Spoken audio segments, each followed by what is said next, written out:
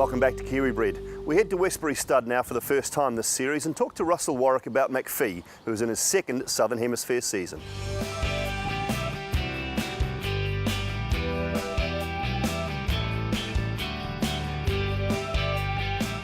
Well, Russell, Makfi's second season here at Westbury Stud. Can you tell us a bit about how you acquired him? Simon, we got offered the horse to try and buy the Southern Hemisphere rights and by a bloodstock agent, and we tried for about 6 weeks to get him, and that proved fruitless. And the more I learned about the horse, the more excited I got about him, because I thought, well, this is a real serious horse. And I just said to him, look, equity's our preference, but I said this is such a great horse that I said we've got to get involved here, and if shuttling's the only way that we can be involved, well, we still want to explore that opportunity, and hence he's now standing at Westbury and about to head into his second season. Pretty interesting ownership as well. Yeah, well, look, you know, I guess he was bred by Westbury Stud, Sheikh Hamdam, and sold as a ready-to-run horse for 26,000 guineas. 18 months later, he sold for €12 million. It's a colossal profit for the owners, and Sheikh Fahad Al Thani and his brothers now own the horse, and Sheikh Fahad's had a very rapid and quick rise to fame in the racing business, and Makfi was his first venture to the Southern Hemisphere, and of course we all know now, as history tells us, that a few months later he had Dunedin run in the Melbourne Cup and was successful in that. So we're very fortunate to have got in on the ground floor with Sheikh Fahad, and he's very enthusiastic about his breeding and his racing program, and he sees Makfi as an integral part of that. 6 races, 4 wins, 2 of them Group 1s. Was that one of the big appeals for you? Oh, look, being a horse that's won the 2,000 guineas at Newmarket's just huge, and I think the reality that he was internationally rated the best 3-year-old in the world and the equal best miler of the world, and he did all that off 6 starts. And then when you go through the form, being a bit of a form student, and you look at things, he's beaten Goldie Covers and Canford Cliffs and Parko Boys and Extensions. To do all that in 6 race day starts is just enormous. What is it that appeals about his pedigree? Oh, look, Doull has had a fantastic start to his stud career, and we've all read about Sheikh Mohammed's love and desire for the great horse Dubai Millennium, and Dubai Millennium died prematurely for Sheikh Mohammed, and Doull was probably his best son, and now we've got Doull doing all the things that Sheikh Mohammed had thought that Dubai Millennium would have done as a stallion. So it's a sideline that he's very passionate about. On his dam side, his mother's by Green Desert, and we've seen Green Desert work so well here with Cape Cross and Volksrad and Desert Sun, sire of Sunline, so we know that part of the pedigree works extremely well here.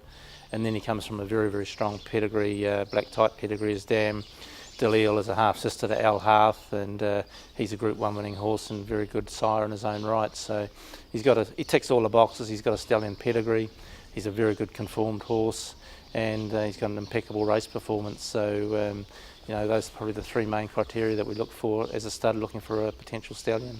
How excited were you to get him back, and what sort of terms of agreement have you got? I mean, is he going to be back year after year? Yeah, look, we've got 4 years with him at the moment, which I think is probably as long a term that you can hope to extend on those sort of horses.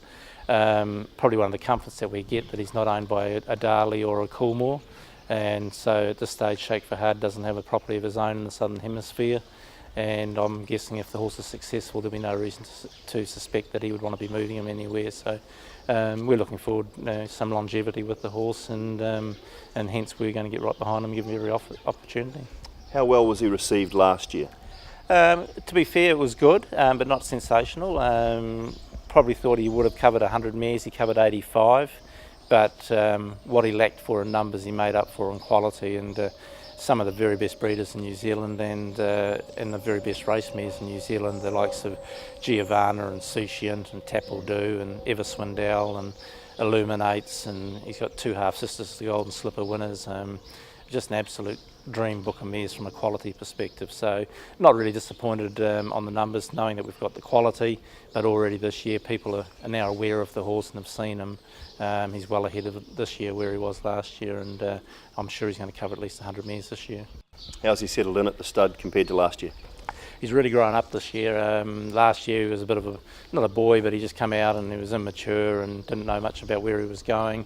This year it's like second fiddle to him. He comes out, parades well, and he's muscled up and matured extremely well, and he presents a real, really nice specimen now. Those first foals are on the ground in the Northern Hemisphere. What sort of reports have you had?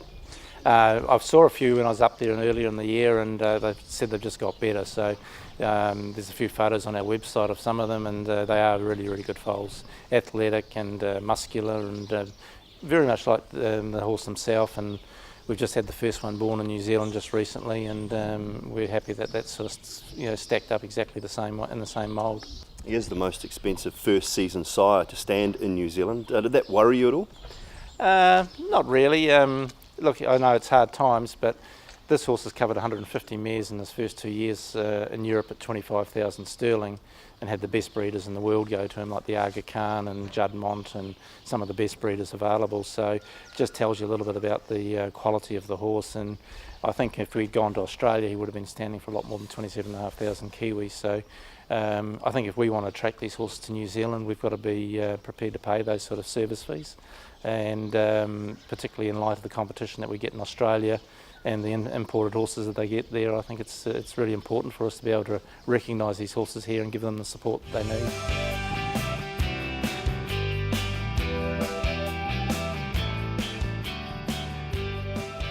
Exciting times ahead for Westbury Stud with the continued arrival of Makfi's first Southern Hemisphere foals. Now it's time to head up to Singapore with New Zealand Bloodstock's Mike Kneebone. Welcome to Kiwi Bred Abroad. Every year in Singapore, the Chinese celebrate what they call the Hungry Ghost Festival. It's where they offer up money, paper money as it is, food and other items to the ghosts of their ancestors, and they do it for good luck. But the trainers also do it here at Kranji, and as you can see behind me, Laurie Laxon will be needing all the luck he can get coming into the final part of the season, as he is second on the premiership with Leslie Klugh and Michael Friedman, and at this stage Stephen Burridge, the Australian trainer, only one win ahead, so we'll see how he goes.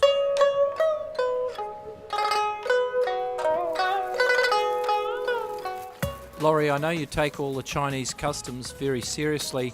Tell us a bit about the Hungry Ghost Festival and what it means to you. Well, it comes about every year around about August.